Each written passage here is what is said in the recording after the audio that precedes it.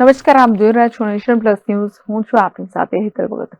કપુરાઈ પોલીસની ટીમે 118 પેટી વિદેશી દારૂનો જથ્થો ભરેલ બિનવારસી કન્ટેનર ઝડપી પાડી ₹19.91 લાખ ઉપરાંત મુદ્દામાલ કબજે કરી વોન્ટેડ આરોપીની ધરપકડના ચક્રો ગતિમાન કર્યા છે.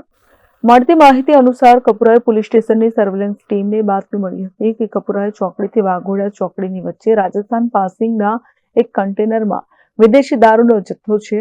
જે આધારે પોલીસે બાતમી મુજબના સ્થળ તપાસ કરતા ચાય સુટ્ટા બાર દુકાનની બહારથી એક કન્ટેનર બિનવારસી હાલતમાં મળી આવ્યું હતું અને કન્ટેનરના દરવાજાનું લોક તોડી દરવાજો ખોલી ચકાસણી કરતા તેમાંથી ભારતીય બનાવટનો વિદેશી દારૂનો જથ્થો મળી આવ્યો હતો.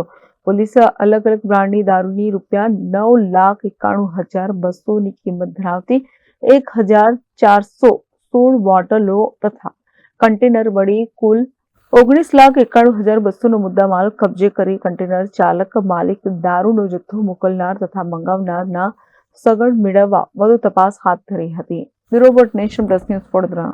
સમાચારોના સતત અપડેટ મેળવવા માટે અમારી નેશન પ્લસ ન્યૂઝની યુટ્યુબ ચેનલને સબસ્ક્રાઇબ કરો, બેલ આઇકન દબાવો અને જોડાયેલા રહો ફેસબુક, ઇન્સ્ટાગ્રામ અને ટ્વિટર પર.